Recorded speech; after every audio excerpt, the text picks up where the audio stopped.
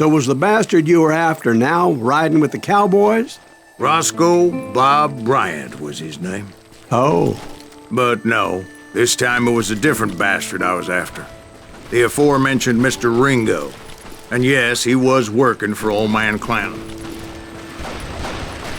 I came upon them robbing a stagecoach, which wasn't surprising, being they were such murderous thieves and bastards. The bandits wore red scarves, so I knew they worked for the old man. Over there! There! I did my best to help those poor passengers. You can't hide forever!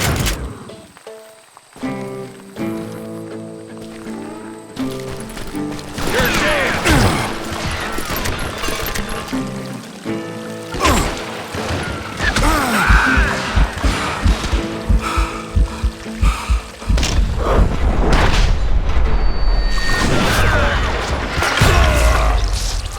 Moments later, the attackers were dead, and I checked the stagecoach to see how many passengers were still breathing. None. It was then I wondered if the rocks weren't hiding more bandits. Was that all of them? Or did I just hit the rear guard? I quickly got my answer. They attacked from on high like Apaches often did. They would appear in great numbers from above and rain down lead on their hapless enemies' heads, making use of the high ground and whatever else they had. Yep, the Apaches always appeared out of nowhere, and there never seemed to be an end to them. Hold on, were you attacked by Apaches? What happened to the cowboys? Did I say they were Apaches? I said Clanton's cowboys attacked me Apache style. I was in a pitched battle, but I was holding my own against an overwhelming enemy force.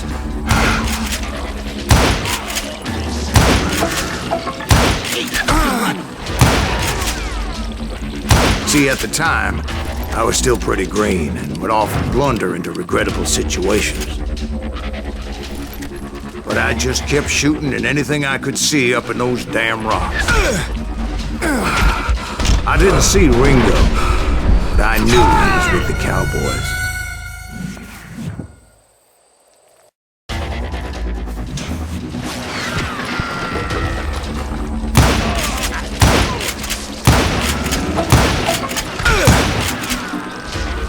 See, at the time, I was still pretty green and would often blunder into regrettable situations.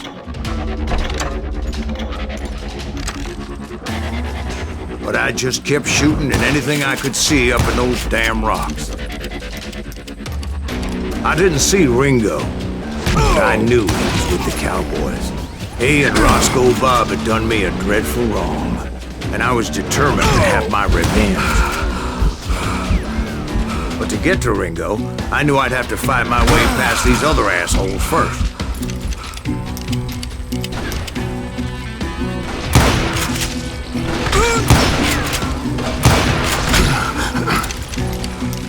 Unfortunately, I was running out of ammo.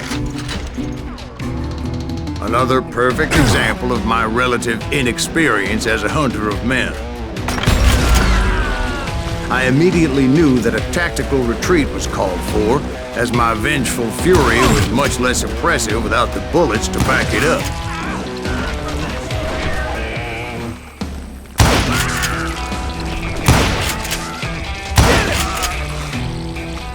Finally, they managed to corner me. Trapped as I was, the odds of my survival seemed pretty slim.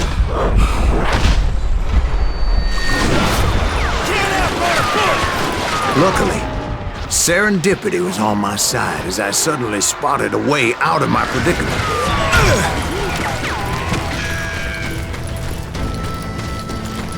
Stand and fight, you coward! I ran ahead as if the devil himself was after me. Bullets were whizzing by my ears, but I wasn't about to roll over and die. I just kept running like there was no tomorrow. Because there wouldn't be if Clanton and his men caught up with me. As I was scurrying around those caves, I thought, what was I thinking, going up against a gang like this? I just kept running, not knowing where the hell I was going. And that's when something miraculous happened. Like manna from heaven, I found the desiccated remains of what looked like an Apache warrior. The old weapon next to him supplied me with some much-needed ammunition.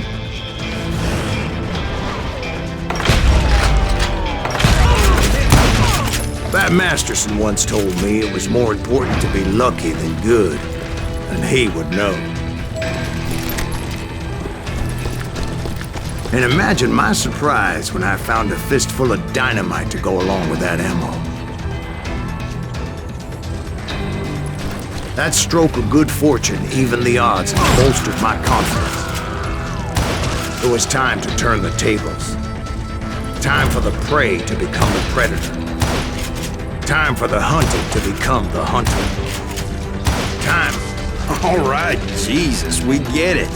They were right where you wanted them. That's right, Jack. I was done running. And the old man's boys were not expecting that. No, sir. I came at them like a wildcat. My fury knew no bounds. Where's he going?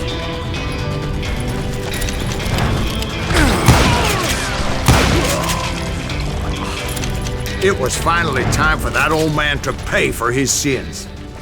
I think he's scared.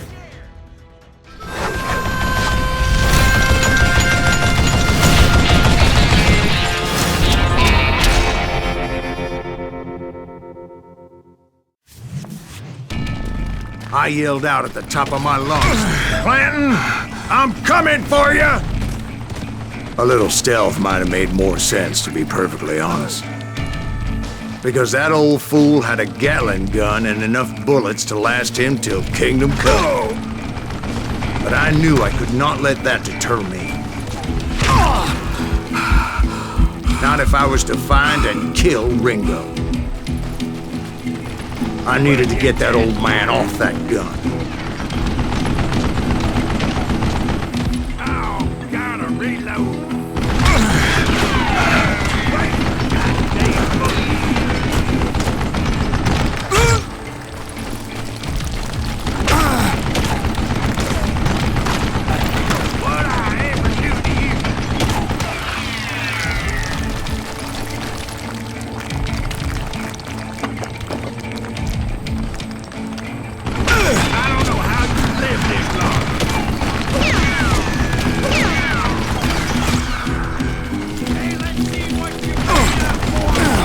Most everyone thought it was the Juarez who had come up against him in Guadalupe Canyon, but it was just me. Shoot that asshole!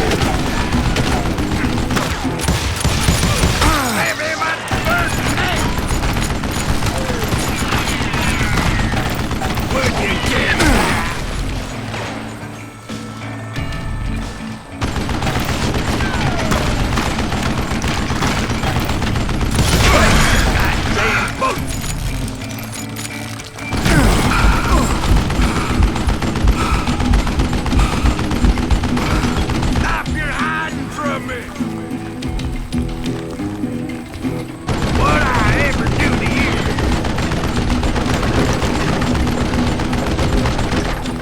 Contraption jammed to death. I don't know how you lived this long.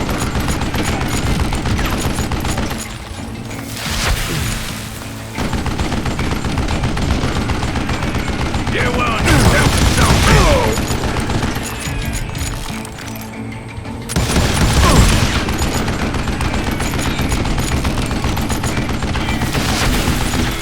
What a piece of crap! Would you get that?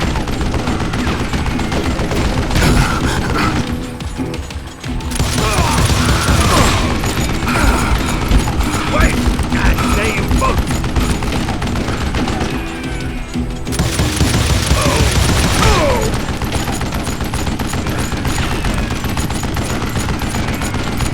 Do I gotta reload? Apparently, one of the cowboys made it out of there alive, and told Ike and Billy Clanton that it wasn't a Mexican who took their father's life that day. They just assumed it was one of the Earps, And that little misunderstanding eventually led to that legendary gunfight at the OK Corral.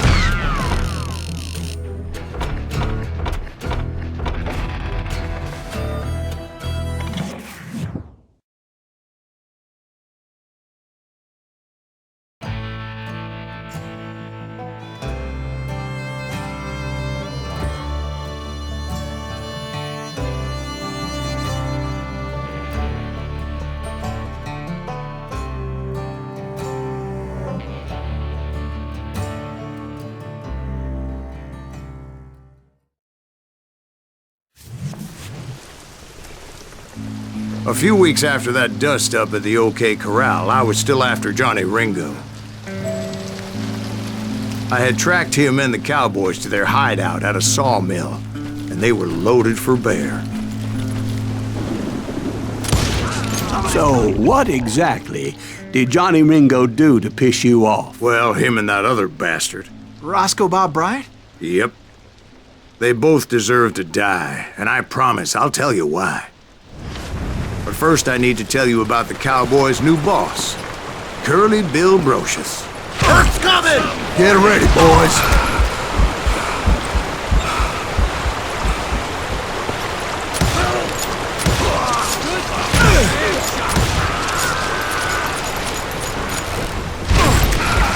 You're done.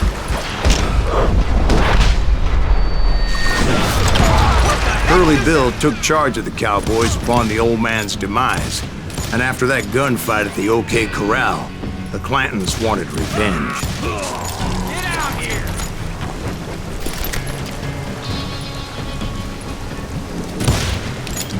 Kill that stupid son of a bitch!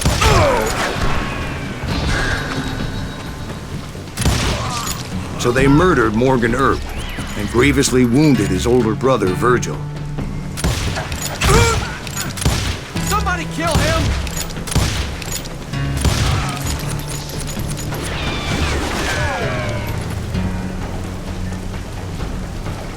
God damn! Wyatt and Doc went on what became known as the Vendetta Ride, hunting those outlaws down. Damn it! So when I showed up, that's who they thought I was.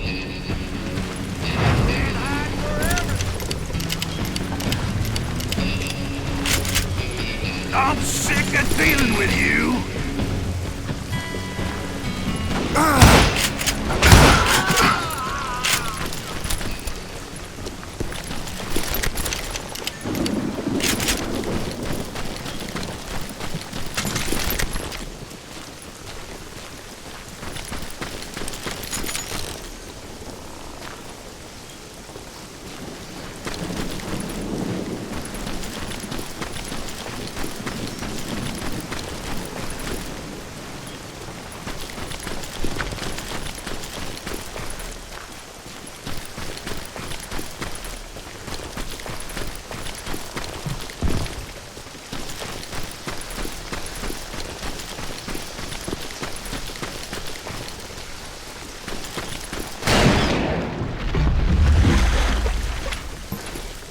There were killers around every corner, all wearing red bandanas.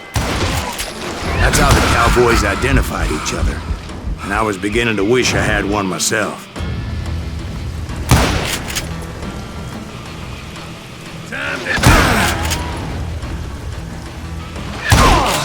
But I wasn't about to let Ringo walk away unscathed, and that's what drove me forward.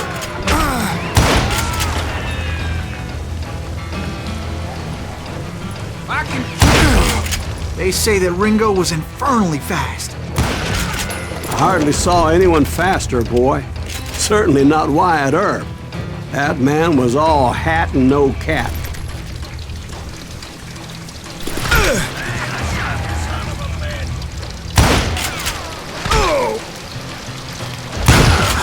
Earp wasn't much of a match for him, but Doc Holliday might have taken him. That Lunger should have kept his nose out of it.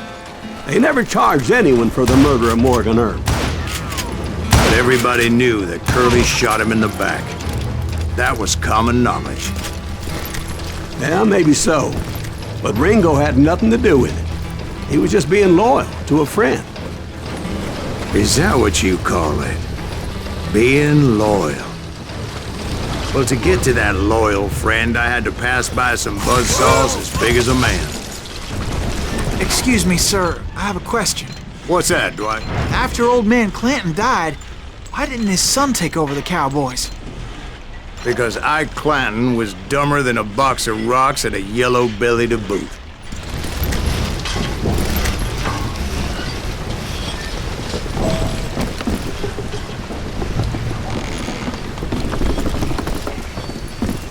Now, where was I? Taking down the entire cowboy gang single-handed. Indeed I was, Jack.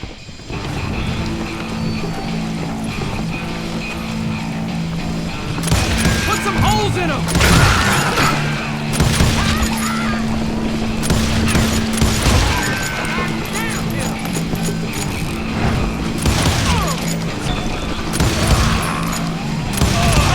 Though it wasn't easy, as those boys had good cover.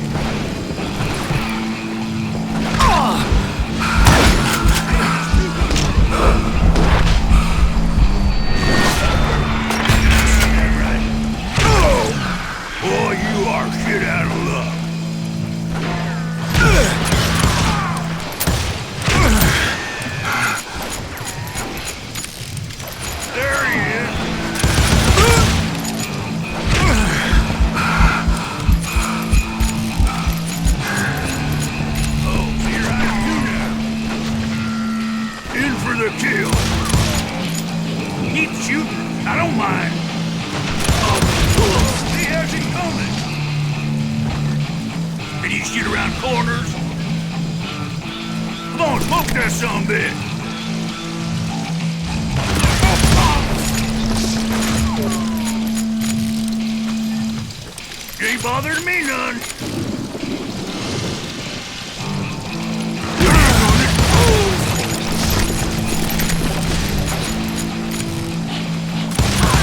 There were carts everywhere, piles of lumber, and God knows what else for people to hide behind. That really was one hell of a sawmill. Quite an impressive operation. And where was Curly Bill? Did you see him? I'm about to get to that, Ben. Patience. I'm painting a picture here. There was this beautiful waterfall and a crystal clear stream that led to a verdant valley that was truly... Consider your picture painted. What happened next? Well, finally the bastards that were still alive made a last stand.